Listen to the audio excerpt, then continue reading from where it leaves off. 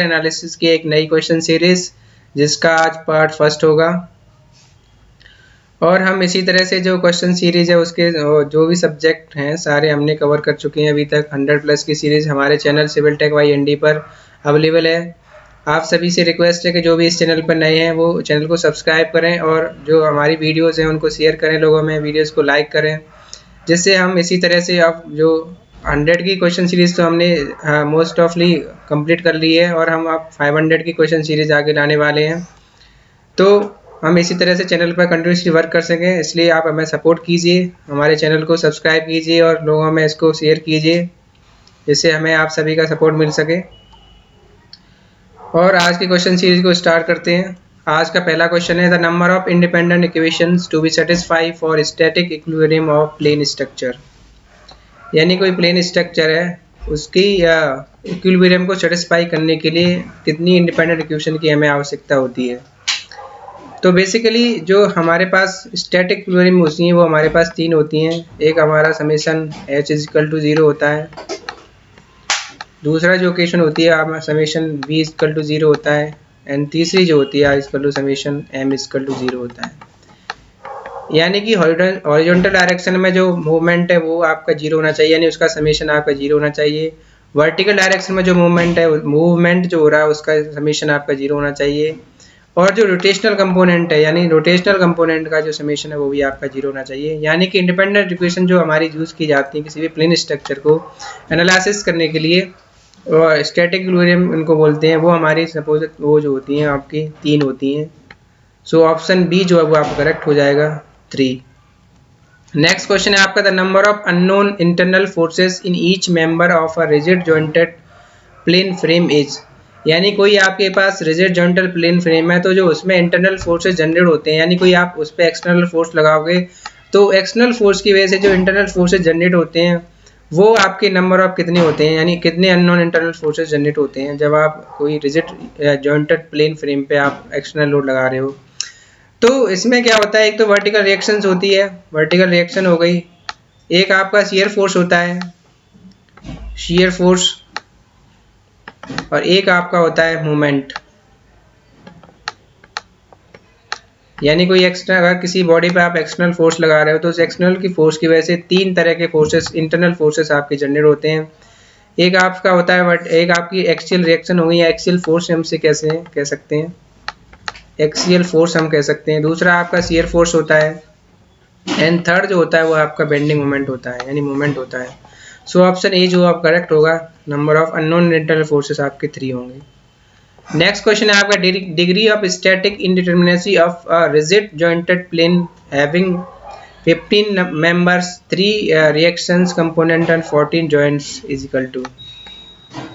यानी कि इसमें जॉइंट की जो वैल्यू दे रखी है वो आपकी 14 दे रखी है,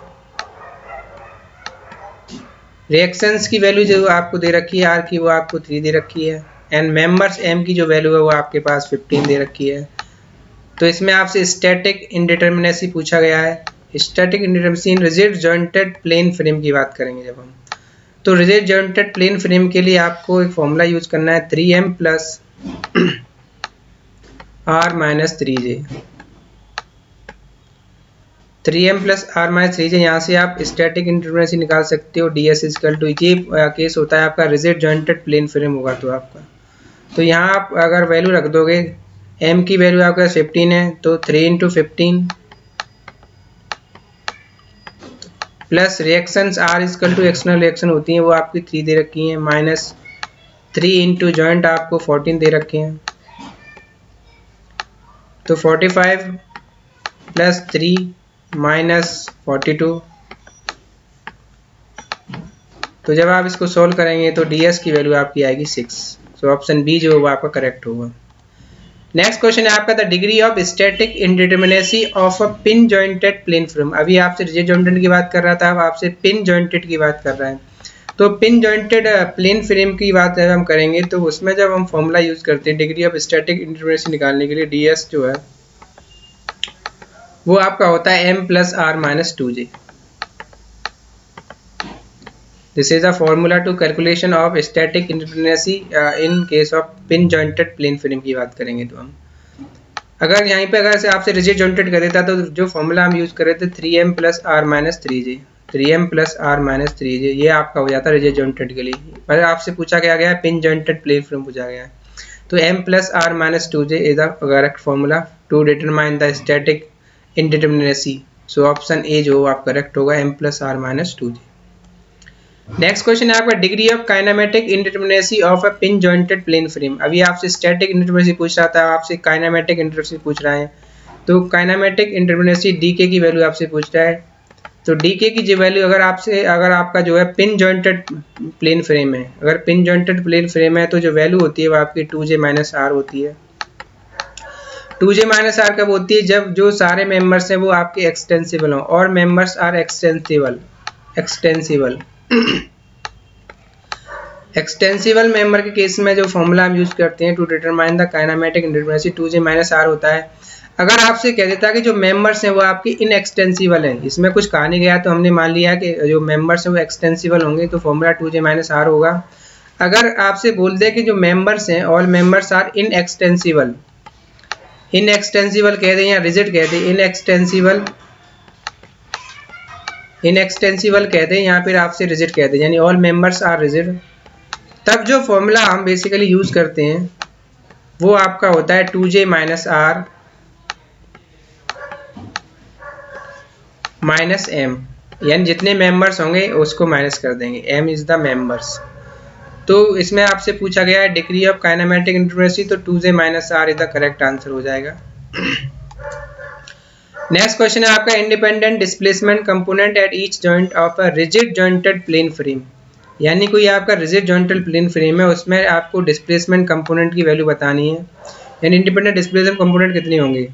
तो मैंने आपको बताया कि इंडिपेंडेंट डिस्प्लेसमेंट में क्या होता है, टू तो आपके लीनियर मूवमेंट होते हैं, यानी कि एक आपका समेशन h इक्वल टू 0 होता है, एक आपका समेशन v इक्वल टू 0 होता है, तो ये आपके लीनियर मूवमेंट होते हैं, और एक आपका रोटेशनल मूवमेंट होता है, यानी वन रोटेशन यानी समेशन m इक्वल टू 0। तो ये आपके ईच कोई भी जॉइंट होगा उस पर आपके डिस्प्लेसमेंट कंपोनेंट होंगे, यानी कि डिस्प्लेसमेंट इन हॉरिजॉन्टल डायरेक्शन वो आपका 0 होना चाहिए, डिस्प्लेसमेंट इन वर्टिकल डायरेक्शन वो भी 0 होना चाहिए, और रोटेशन जो है उस जॉइंट पर वो भी आपका 0 होना चाहिए, तब वो आपका स्टैटिक इक्विलिब्रियम के केस में होता है, यानी डिटरमिनेंट होगा स्ट्रक्चर।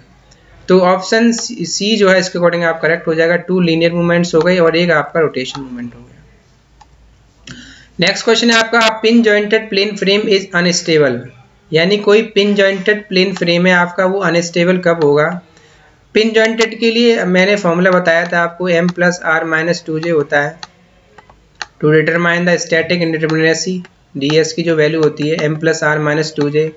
अगर आपका जो मेंबर है वो अनस्टेबल होगा, इसका मतलब है m प्लस आर की जो वैल्यू है वो लेस देन होगी 2j से, यानी m plus r less than 2j, this is the case of unstable condition. और स्टेबल कब होगा आपका, अगर m plus r equal to 2j होगा, m plus r equal to 2j होगा, तो ये आपकी कंडीशन स्टेबल की होती है, यानी मेंबर जो होगा वो आपका स्टेबल होगा। तो इसमें ऑप्शन दे लेते हैं, फर्स्ट ऑप्शन है आपका m plus r equal to 2j, ये तो आपकी स्टेबल की कंडीशन हो गई। m plus r greater than 2j ये आपका एग्जिस्ट ही नहीं करेगा इसकी वजह से, अगर ये कंडीशन आपकी फॉलो करेगी तो। और m plus r less than 2j ये आपकी अनस्टेबल की कंडीशन हो गई, अनस्टेबल की कंडीशन हो गई। सो ऑप्शन सी जो आप करेक्ट होगा।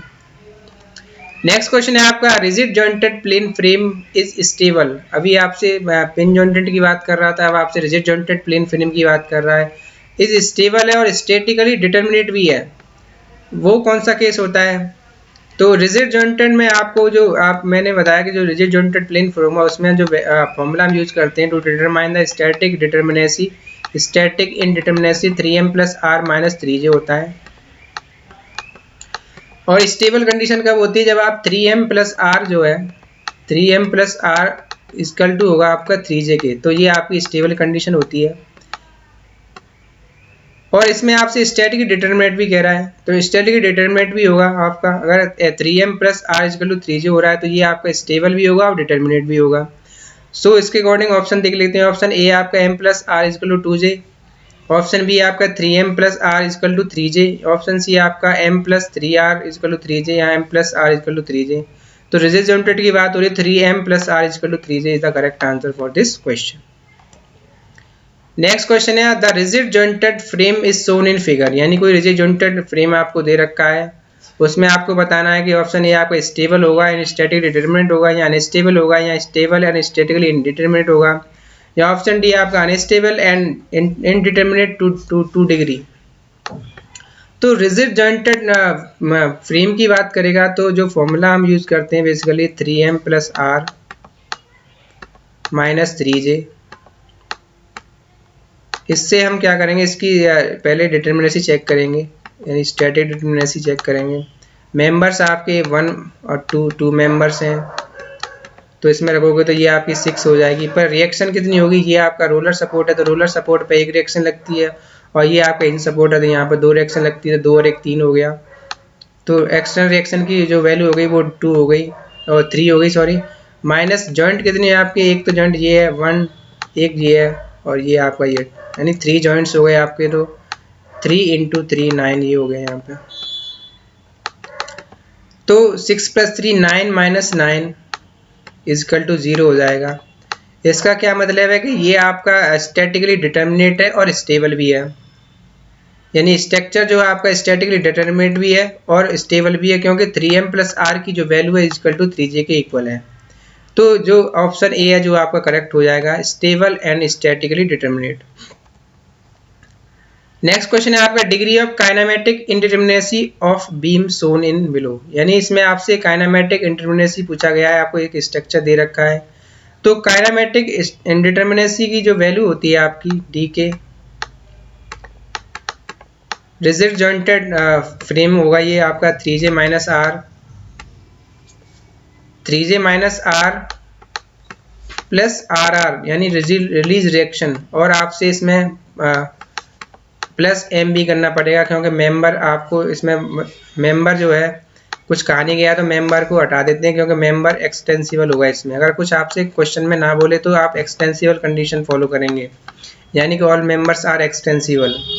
तो 3j जॉइंट इसमें कितना होगा, 1 2 3 4 आपके जॉइंट हो जाएंगे। तो 3 × 4 माइनस एक्सटर्नल रिएक्शन कितनी होगी आपकी, यहाँ पे 2 होंगी, रोलर में एक सपोर्ट एक रिएक्शन होती है, तो 3 रोलर है तो 3 ये हो गई आपकी, एक यहाँ पे हिंज पे हो जाएगी, क्योंकि हॉरिजॉन्टल तो कैंसिल हो जाएगी क्योंकि इसमें कहीं हॉरिजॉन्टल है नहीं। तो टोटल जो होंगी वो आपकी 4 हो गई। प्लस रिलीज रिएक्शन की बात करेंगे तो जो हिंज होती है, अगर कोई बीच में हिंज सपोर्ट दे रखा है तो वहाँ पे स्ट्रक्चर रिलीज रिएक्शन निकालते हैं। तो इस केस में जो होगा आपका मेंबर्स 1 2 3 मेंबर्स इन्वॉल्व में, तो 3 समेशन ऑफ m-1 करते हैं रिलीज रिएक्शन निकालने के लिए। तो मेंबर्स आपके 3 हो गए, 3 - 1 करोगे तो 2 हो गए, यानी रिलीज रिएक्शन आपकी 2 हो जाएंगी। तो यहाँ पे कितना हो गया, 3 to 12 - 4 + 2, तो 8 + 2 आपका यानी 10 जो है डिग्री ऑफ काइनेमेटिक इंडिटरमिनेसी आ जाएगा इस केस, ये जो बीम है इस केस के लिए। सो ऑप्शन बी जो वो आपका करेक्ट होगा। अगर आपसे क्वेश्चन में कह देता कि मेंबर्स जो है इनएक्सटेंसिबल होता है, तब आपको जो नंबर ऑफ मेंबर्स हैं वो आपको इसमें ऐड करने पड़ते हैं, यानी प्लस m करना पड़ता है। लेकिन क्वेश्चन में कुछ कहा नहीं गया है, तो आपको हमेशा मेंबर्स इन एक्सटेंसिबल लेके चलना है, यानी कि मेंबर्स जो है एक्सटेंसिबल हैं। नेक्स्ट क्वेश्चन है आपका degree of static indeterminacy of pin jointed space frame, यानी कि इसमें आपसे स्पेस फ्रेम के बारे में पूछा गया कि डिग्री ऑफ स्टैटिक इंडिटरमिनेसी क्या होगी, यानी ds की वैल्यू क्या होगी जब आपका जो फ्रेम है वो पिन जॉइंटेड है और स्पेस फ्रेम है। अगर पिन जॉइंटेड स्पेस फ्रेम होता है तब जो फॉर्मूला हम यूज करते हैं 3m plus r minus 3j।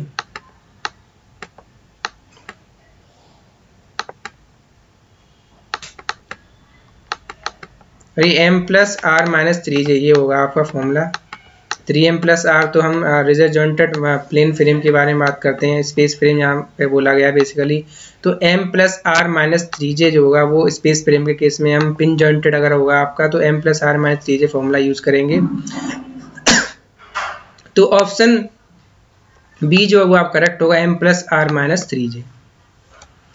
Next question है आपका degree of static indeterminacy of rigid jointed space frame अभी आपसे पिन जॉइंटेड स्पेस फ्रेम की बात कर रहा था, अब आपसे रिजिड जॉइंटेड स्पेस फ्रेम की बात कर रहा है। तो रिजिड जॉइंटेड केस में जो फॉर्मूला हम यूज करते हैं to determine the degree of static indeterminacy, ds की जो वैल्यू होती है 6m + r - 6j, 6m + r - 6j use किया जाता है। सो ऑप्शन ए जो है वो आपका करेक्ट होगा। नेक्स्ट क्वेश्चन है आपका, an statically indeterminate building frame may be converted to statically determinate one by assuming, यानी कोई स्टैटिक इंडिटरमिनेट स्ट्रक्चर यानी बिल्डिंग स्ट्रक्चर जो है इनडिटरमिनेट है, उसको डिटरमिनेट में आप कैसे कन्वर्ट करोगे। यानी बिल्डिंग स्ट्रक्चर होगा तो उसमें आपके जो कॉलम भी लगे होंगे, बीम्स भी लगी होंगी, तो उनको आप इंडिटरमिनेट से डिटरमिनेट कैसे बनाएंगे।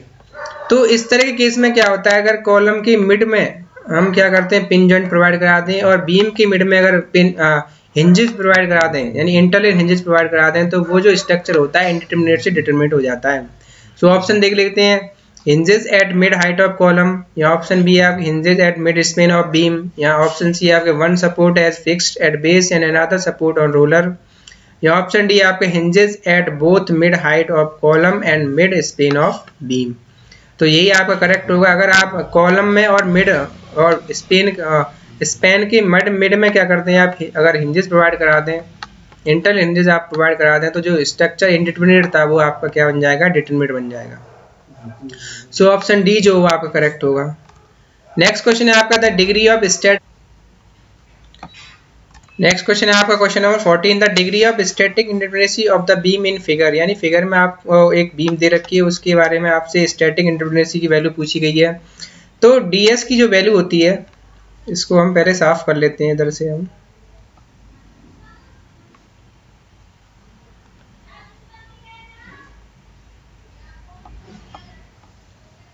स्टैटिक इंडिटरमिनेसी निकालने के लिए आपको ds की जो वैल्यू होगी, ds = 3m + r - 3j, this is the formula to calculating the static indeterminacy of beam, या रिजिड प्लेन फ्रेम कह सकते हैं हम इसको। रिजिड जो बीम होती है, बीम को as a rigid plane frame हम ऐसे वर्क करते हैं उस पर। तो अगर आपसे इंटरनल हिंज में दे रखा है, तो 3j की जो वैल्यू होती है -3j को हम j + j' लिखते हैं, यानी कि अगर आपको इंटरनल हिंज प्रोवाइड की गई है तो, और plus minus release reaction RR की जब वैल्यू रखेंगे, तो -RR इसमें रखोगे तो जो वैल्यू आगे आएगी 3 × m, मेंबर्स आपके कितने हैं 1 2 3 मेंबर्स हैं आपके, तो 3 × 3 प्लस रिएक्शंस कितनी है आपकी 1 2, और यहाँ पे आपकी क्या है 3 रिएक्शंस हैं, तो R की वैल्यू आपकी 3 हो जाएगी, -3j जॉइंट कितने हैं आपके 1 2 3 जॉइंट है आपके 3, और प्लस j' में कितना है, यानी इंटरनल हिंज आपका कितना है 1 है, तो j' की वैल्यू आपकी 1 हो जाएगी। माइनस रिलीज रिएक्शन की बात करेंगे तो समीशन ऑफ m - 1 से रिलीज रिएक्शन की वैल्यू आपकी 1 आएगी, तो -1 कर देंगे। जब इसको आप सोल्व करेंगे तो ds की जो वैल्यू आएगी वो आपकी 1 होगी। सो ऑप्शन बी जो है इसके अकॉर्डिंग आपका करेक्ट होगा। नेक्स्ट क्वेश्चन है आपका, an statically determinate structure, first option है आपका require only static equilibrium equation for its analysis, या ऑप्शन बी आपका will have zero deflection at its ends, या ऑप्शन सी आपका can not analyse without modulus of elasticity, या option D आपका must require roller support at one end. तो अगर आपका structure statically determinate है, तो उस स्टैटिकली डिटरमिनेट स्ट्रक्चर को हम जो स्टैटिक इक्विलिब्रियम इक्वेशन होती है उनसे हम क्या कर सकते हैं, उसको एनालाइज कर सकते हैं, उसको सॉल्व कर सकते हैं। सो ऑप्शन ए जो है वो आपका करेक्ट होगा। नेक्स्ट क्वेश्चन है आपका, statically indeterminate structure is the one, यानी कि लास्ट क्वेश्चन में आपसे स्टैटिक डिटरमिनेट के बारे में पूछा गया, इसमें आपसे स्टैटिकल इंडिटरमिनेट के बारे में पूछा गया है। तो स्टैटिकल इंडिटरमिनेट के लिए हमें एक स्टैटिक इक्विलिब्रियम तो चाहिए ही चाहिए, यानी स्टैटिक इक्विलिब्रियम इक्वेशन की तो हमें आवश्यकता होती है। उसके अलावा हमें कॉम्पिटिबिलिटी इक्वेशन, यानी कि जो एक्स्ट्रा इक्वेशन होती है उसकी हमें जरूरत पड़ती है। कॉम्पिटिबिलिटी इक्वेशन उसे हम बोलते हैं, यानी स्ट्रक्चर को एनालिसिस करने के लिए जो भी एक्स्ट्रा इक्वेशन की हमें आवश्यकता पड़ेगी उसको हम कॉम्पिटिबिलिटी इक्वेशन बोलते हैं। तो इसके अकॉर्डिंग ऑप्शन देख लेते हैं। फर्स्ट ऑप्शन है आपका can not analyse at all, या ऑप्शन बी आपका can be analyse using equation of statics and compatibility equation, या ऑप्शन सी आपका can be analyse using equation of compatibility only, या नन ऑफ दीज। तो अगर आपका स्ट्रक्चर जो indeterminate structure, तो स्टैटिक इक्विलिब्रियम के साथ साथ आपको कॉम्पिटिबिलिटी इक्वेशन की भी आवश्यकता पड़ेगी to analyse the structure. So option B जो है वो आपका करेक्ट होगा। नेक्स्ट क्वेश्चन है आपका correct solution of a statically indeterminate structure as per the energy method. यानी कोई स्ट्रक्चर आपका कोई स्ट्रक्चर जो है स्टैटिकली इंडिटरमिनेट है तो वो एनर्जी मेथड के अकॉर्डिंग आपका क्या होगा। फर्स्ट ऑप्शन है आपका स्टैटिकली एडमिसिबल होगा, या ऑप्शन बी है आपका काइनेमेटिकली कंसिस्टेंट होगा, या ऑप्शन सी है आपका makes the state energy of the structure minimum, या ऑल दी अबव। तो अगर आप एनर्जी मेथड के अकॉर्डिंग आप चेक कर रहे हो इसके आपका जो स्ट्रक्चर है वो स्टैटिकली इंडिटरमिनेट स्ट्रक्चर है, तो जो एनर्जी होगी वो स्ट्रक्चर की वो आपकी मिनिमम होनी चाहिए, यानी makes the state energy of the structure minimum. So option C जो होगा आपका करेक्ट होगा। नेक्स्ट क्वेश्चन है आपका suspension bridge with two hinge stiffening girder is statically. अगर कोई आपका सस्पेंशन ब्रिज है उसमें टू हिंज स्टिफनिंग गर्डर आपके लगे हुए हैं तो वो जो स्ट्रक्चर होता है वो बेसिकली डिटरमिनेट स्ट्रक्चर होता है, यानी कि आपकी जो ds की जो वैल्यू होगी उस केस में आपकी वो आपकी 0 होगी, यानी कि जो स्ट्रक्चर होगा वो आपका डिटरमिनेट होगा, स्टेबल होगा। सो ऑप्शन ए जो होगा आपका करेक्ट होगा। नेक्स्ट क्वेश्चन है आपका the carry over factor in a prismatic member whose far end is fixed. यानी अगर आपका फोर एंड फिक्स्ड है तो आपसे कैरी ओवर फैक्टर की वैल्यू पूछी गई है। तो कैरी ओवर फैक्टर की जो वैल्यू होती है वो आपकी रेशियो होता है आपका carry over moment upon applied moment. Applied moment suppose that आपने इस एंड पर यानी ये एंड है इस पे आपने m मोमेंट अप्लाइड किया तो इसका कैरी ओवर मोमेंट इस एंड पे क्या होगा। अगर आपका ये एंड फिक्स है तो इस पे जो कैरी ओवर मोमेंट होता है वो आपका m/2 होगा। अगर ये आपका हिंज है तो कैरी ओवर जो मोमेंट होगा यहाँ पे आपका 0 हो जाएगा, तो कैरी ओवर फैक्टर की वैल्यू भी आपकी क्या हो जाएगी 0 हो जाएगी। यहाँ पे आपसे पूछा गया कि फॉर एंड अगर फिक्स्ड हो तो उस केस में कैरी ओवर फैक्टर की वैल्यू क्या होगी। तो कैरी ओवर मोमेंट आपका क्या हो जाएगा m/2 होगा। अगर आपने अप्लाइड मोमेंट जो m लगा रखा है, अगर आपका एंड जो अदर एंड है वो आपका फिक्स्ड है तो कैरी ओवर मोमेंट की वैल्यू m/2 होगी और अप्लाइड मोमेंट की वैल्यू m होगी। तो कैरी ओवर फैक्टर यहाँ से क्या निकल के आएगा 1/2। तो यही आपसे पूछा गया इस क्वेश्चन में कि कैरी ओवर फैक्टर की वैल्यू क्या होगी जब फॉर एंड जो है यानी दूसरा एंड आपका फिक्स होगा। तो ऑप्शन बी जो डी जो है वो आप करेक्ट होगा 1/2। नेक्स्ट क्वेश्चन है आपका carry over factor is a ratio. इसमें मैंने बताया कि कैरी ओवर फैक्टर जो है रेशियो किस किस का होता है, कैरी ओवर मोमेंट का, कैरी ओवर मोमेंट और अप्लाइड मोमेंट का रेशियो होता है carry over factor. So option A जो है आपका करेक्ट होगा। Carry over moment to applied moment is the right answer for this question. Thank you viewers to give your support subscribe civil tech by ND. ज़्यादा से ज़्यादा लोगों में इस वीडियोस को शेयर कीजिए जिससे हमें आप सभी का सपोर्ट मिल सके और इसी तरह से हम कंटिन्यूसली जो एक इफेक्टिव से इफेक्टिव सीरीज आपके लिए ला सकें जो आने वाले एग्जाम के लिए काफ़ी हेल्पफुल रहेंगे आप सभी के लिए। क्योंकि हमने जो भी क्वेश्चन है यानी रिपीटेड क्वेश्चन को ही हमने यहाँ पर डिजाइन किया हुआ है, यानी सारे जो भी पेपर्स हैं जो भी एग्जाम्स हैं उनको देखते हुए हम यहाँ क्वेश्चन को यहाँ पर डिजाइन करते हैं, क्योंकि मोस्ट एक्सपेक्टेड क्वेश्चन लाने की कोशिश हम करते हैं basically. So thank you, keep watching. जय हिंद, जय भारत।